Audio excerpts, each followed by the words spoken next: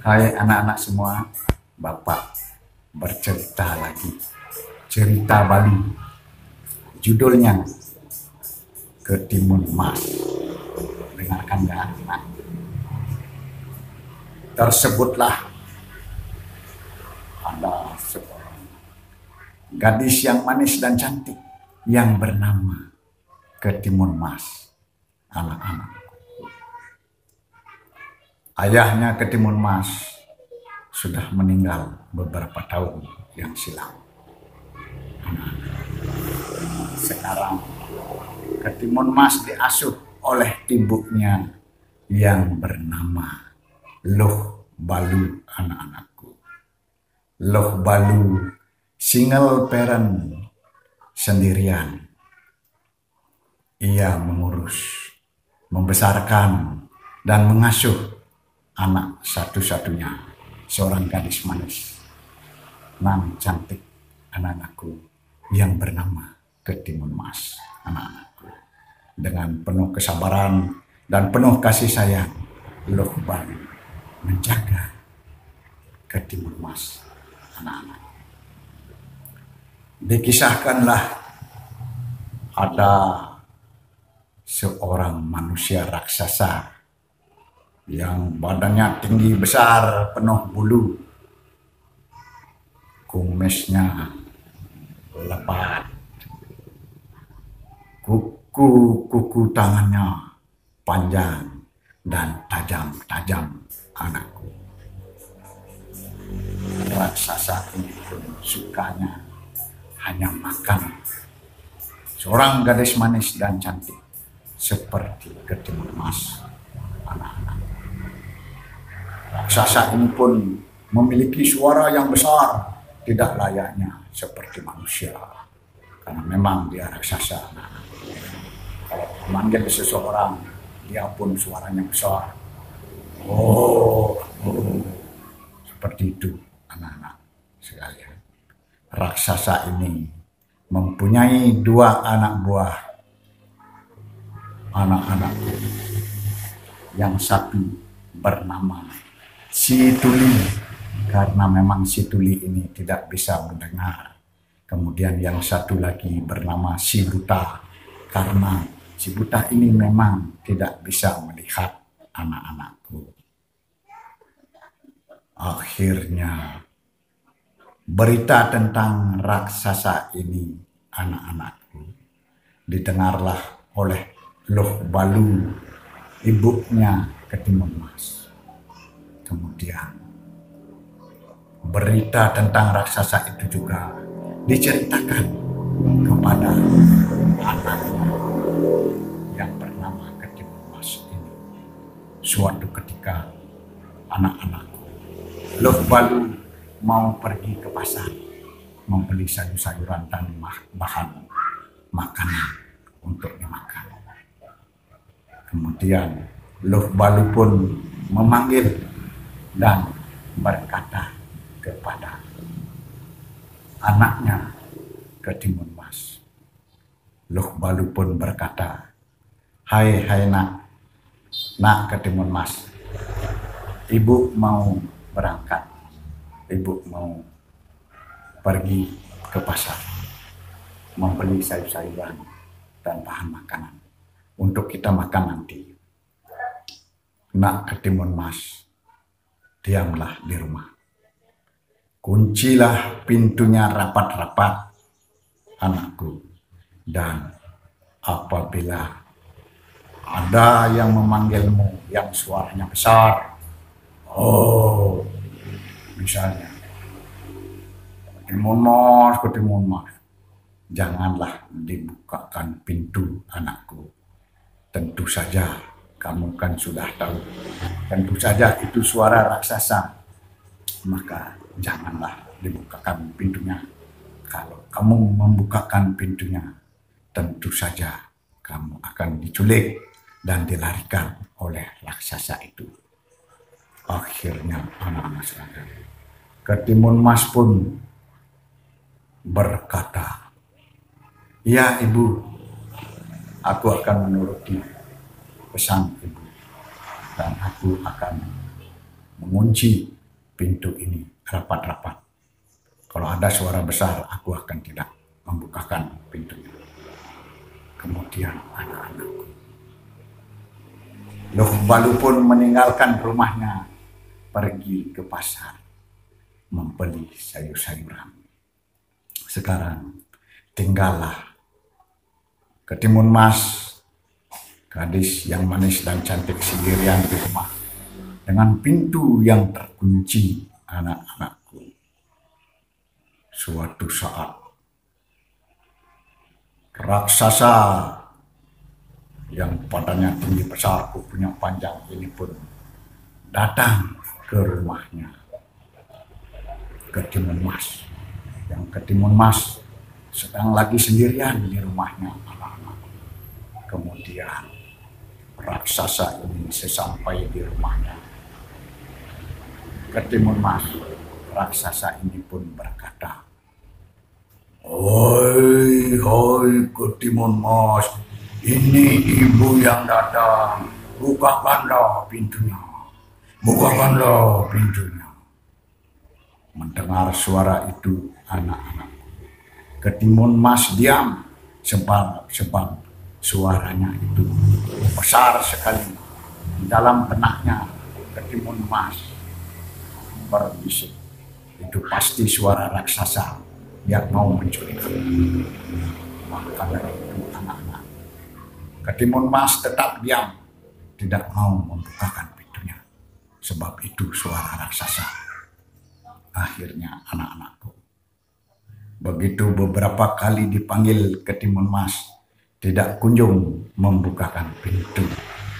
Dan akhirnya raksasa ini pun meninggalkan rumah Ketimun Mas.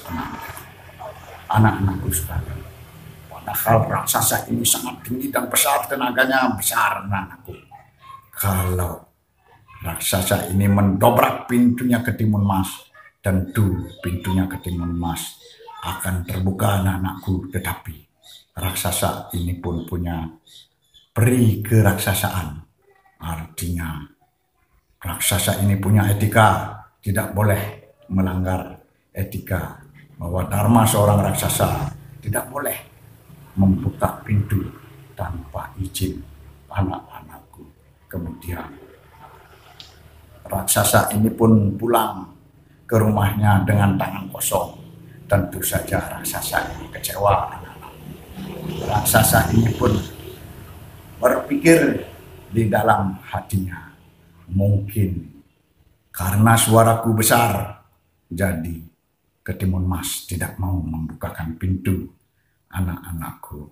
Akhirnya raksasa ini pun berpikir, nanti suatu saat apabila aku kembali dan ke rumahnya Ketimun Mas, aku akan membawa seorang wanita yang suaranya mirip seperti suaranya ibunya Ketimun Mas, anak-anak.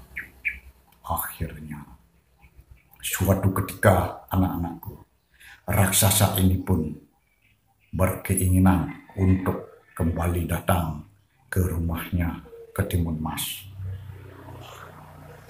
Anak-anakku, sebelum ke rumahnya Ketimun Mas, anak-anakku, raksasa ini mencari seorang wanita yang suaranya mirip seperti suara ibunya Ketimun Mas. Akhirnya, anak-anakku, raksasa ini pun di dalam perjalanan menuju rumahnya Ketimun Mas, raksasa ini pun menemukan seorang penggembala bebek wanita yang suaranya mirip sekali dengan suara ibunya Ketimun Mas, anak-anakku. Kemudian dimintalah tolong si penggembala bebek wanita ini oleh raksasa, anak-anakku. Pertama kali penggembala bebek wanita ini menolak karena ya seorang raksasa, anak-anak sekalian. Tentu saja si penggembala bebek wanita ini takut.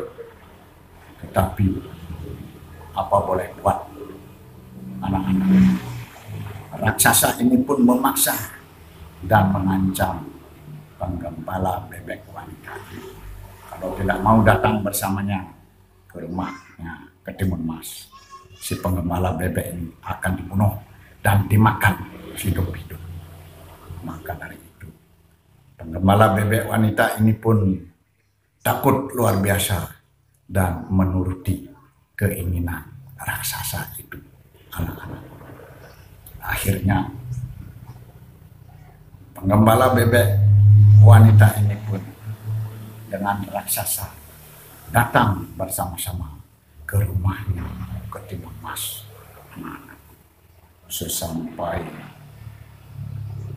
di rumahnya Ketimun Mas, raksasa ini pun menyuruh penggembala bebek wanita ini untuk memanggil seraya membukakan pintu. Ketimun Mas, anakku. Akhirnya penggembala bebek wanita ini pun berkata, anak-anakku, hai anakku Ketimun Mas, bukakanlah pintunya, ini ibu yang datang. Begitu mendengar suara seperti ibunya itu, anak-anakku, Ketimun Mas pun terhentak. Oh, itu pasti suara ibuku. Seraya anak-anakku tidak berpikir panjang lagi, karena itu sudah jelas suara ibunya sendiri, anak-anakku. Ketimun Mas pun membukakan pintunya. Setelah dibukakan pintunya, anak-anakku, apa yang terjadi, anak-anakku? Raksasa ini pun langsung menyambar Ketimun Mas, anak-anakku. Langsung menyamar dan diculiklah serta dilarikan ke Ketimun Mas ini ke rumahnya raksasa, anak-anakku. Tentu saja Ketimun Mas merasa sangat takut dalam hatinya, dan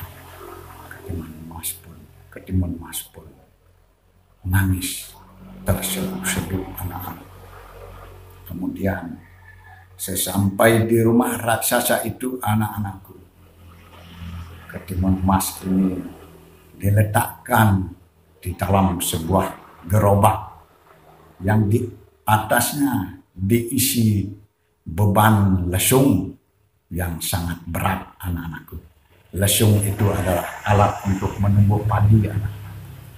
Sehingga dengan berbeban berat gerobak itu, maka Ketimun Mas akan tidak mudah untuk melarikan diri, anak-anakku.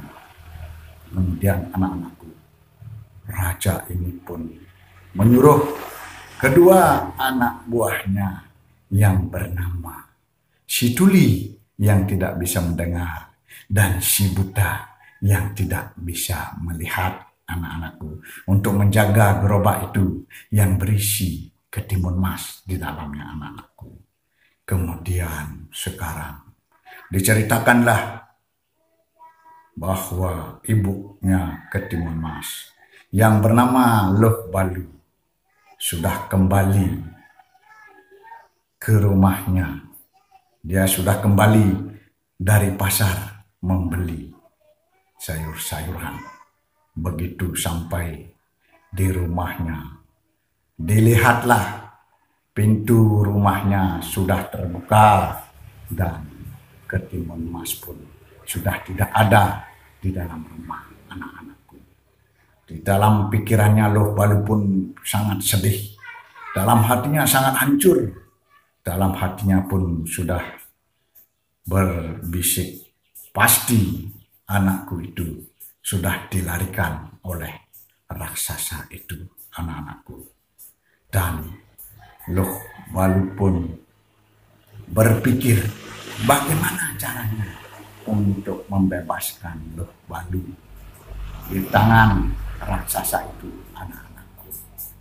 Akhirnya Loh Balu pun bersembahyang dulu, anak-anakku, minta petunjuk yang kuasa, anak-anakku. Loh Balu pun bersembahyang. Sehabis bersembahyang, anak-anakku, Loh Balu pun duduk termenung sambil terus memikirkan bagaimana upaya saya untuk membebaskan anak saya satu-satunya yang cantik dan manis yang bernama Ketimun Mas. Anak-anak, akhirnya anak-anakku, sebentar lagi datanglah 2 ekor binatang, 2 ekor makhluk, yang satu kucing, yang satunya lagi tikus. Anak-anak, kucing pun datang dengan suara kucingnya, miau, miau. Sedangkan tikus, anak-anakku, dengan suara khasnya, mereka pun berdua ini menghampiri Loh Balu, anak-anakku. Akhirnya Loh Balu pun terhentak, kaget melihat ada 2 makhluk, 2 binatang, yang satu kucing, yang satu tikus. Di dalam benak hatinya, Loh Balu ini pun berpikir, mengapa kedua makhluk ini kelihatan seperti bersahabat, padahal seperti biasanya kucing selalu mengejar tikus dan mereka selalu bermusuhan satu dengan yang lainnya. Tapi kenapa sekarang kok bisa akur antara kucing dan tikus ini? Tapi anak-anakku tidak berpikir panjang lagi. Loh Balu pun berpikir dalam benak hatinya, mungkin ini sudah kehendak Dewata. Mungkin Tuhan Yang Maha Kuasa sudah mengirim makhluk ini untuk membebaskan anaknya Ketimun Mas. Anak-anak, akhirnya dipanggillah kedua makhluk ini, si tikus dan si kucing, anak-anak.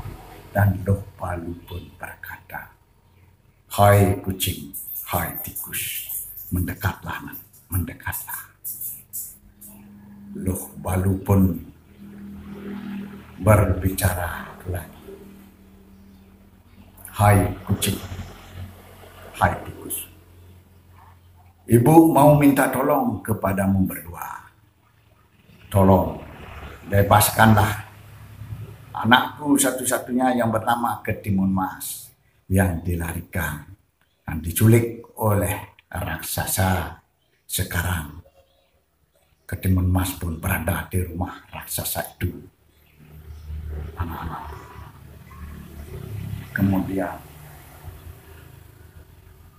Loh Balu pun berjanji, anak-anakku, hai kucing, hai tikus, apabila engkau berdua mampu membebaskan Ketimun Mas, kucing akan aku kasih engkau 1 keranjang ikan asin, sedangkan tikus aku akan kasih 1 keranjang padi yang segar. Kemudian kucing dan tikus pun saling bersautan seraya menyetujui permohonan itu. Anak-anak, si kucing pun berbicara,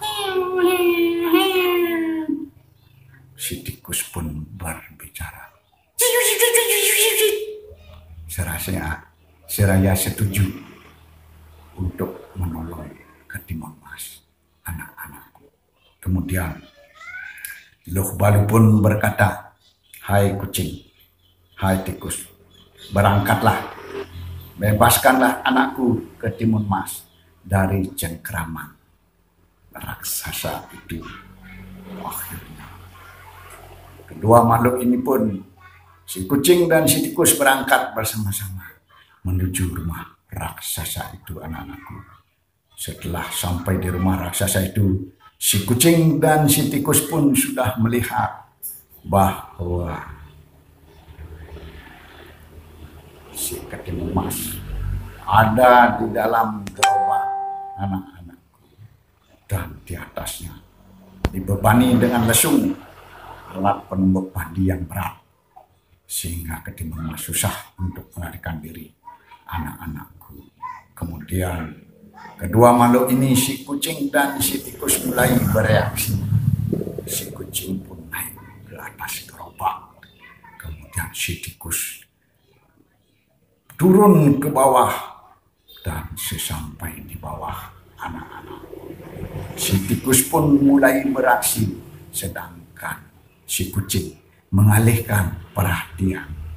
Dan si tuli dan si buta, anak-anakku. Kemudian keadaan aman, si tikus pun langsung menggigit-gigit, mencabik-cabik gerobak itu, anak-anakku.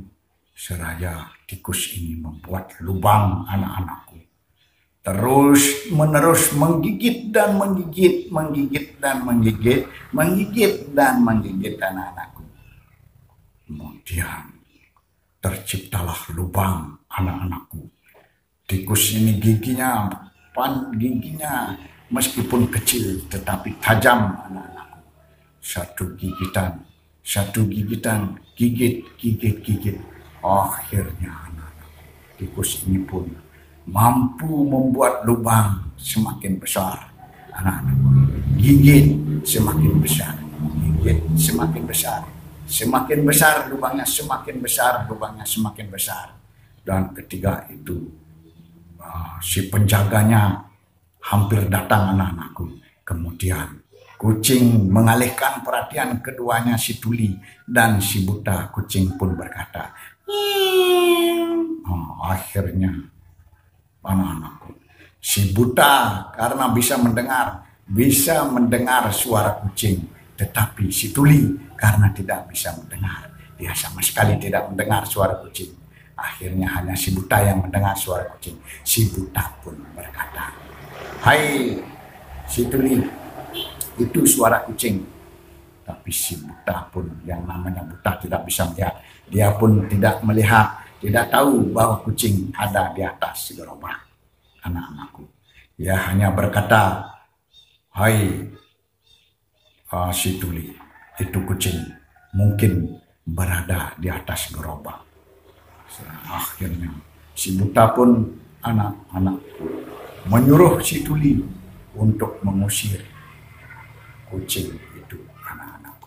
Akhirnya anak-anakku, suruhan suara daripada si buta sama sekali tidak didengar oleh si tuli, karena si tuli memang tidak bisa mendengar. Si tuli pun acuh tak acuh, anak-anakku, dan tetap pada posisinya menjaga gerobak itu, anak-anakku. Dan akhirnya anak-anakku, si tikus terus bereaksi, terus menggigit, dan akhirnya lubangnya semakin besar, anak-anakku.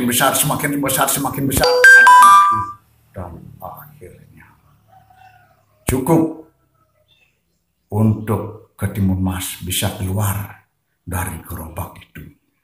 Akhirnya anak-anakku, ketimun mas pun keluar dari gerobak itu dan lari tunggang-langgang menuju rumahnya, anak-anakku. Dan dikawal oleh dua makhluk yang bernama kucing dan tikus, anak-anakku. Tentu saja sesampai di rumahnya, Luh Balu, ibunya ketimun mas, merasa senang, anak-anakku. Dipeluklah anakku. Aduh, ini mungkin sudah kehendak dewatana. Berterima kasih kepada Tuhan. Luh Balu pun berkata demikian, anak-anakku. Kemudian Luh Balu pun ingat kepada janjinya untuk memberi si kucing satu keranjang ikan asin dan si tikus satu keranjang padi yang segar, anak-anakku. Akhirnya dipanggillah kucing dan tikus seraya mengucapkan terima kasih. Dan Luh Balu pun berkata, "Hai kucing, hai tikus, kesinilah. Sesuai janjiku, aku kasih engkau, si kucing, satu keranjang ikan asin, dan engkau si tikus, aku kasih satu keranjang padi yang segar. Terima kasih sudah atas bantuannya." Itulah kata-katanya Luh Balu kepada si kucing dan si kucing memancing, dan si tikus pun membawa benda satu benda itu lari. Anak-anakku, diceritakan pula anak-anakku, karena kejadian Ketimun Mas, semua warga di sana merasa resah karena raksasa ini sukanya makan gadis yang cantik dan manis seperti Ketimun Mas. Akhirnya warga semua resah, warga semua bersatu padu. Anak-anakku, bagaimana caranya untuk membinasakan raksasa itu, anak-anakku?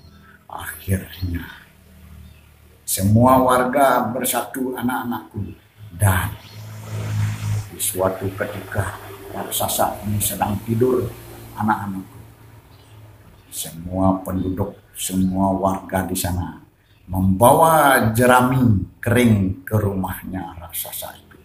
Dan rumah raksasa itu di sekelilingnya semua diisi jerami kering, anak-anakku. Dan warga pun membakar jerami kering itu, anak-anakku. Sehingga begitu raksasa itu terbangun, anak-anakku, karena jerami kering ini setelah terbakar asapnya banyak, sehingga raksasa itu tidak bisa bernapas, anak-anakku. Kemudian ia pun tidak berdaya, anak-anakku. Ia pun tidak bisa bernapas. Raksasa itu tidak bisa bernapas dan akhirnya terkapar dan binasa, anak-anakku. Akhirnya meninggallah raksasa ini, anak-anakku.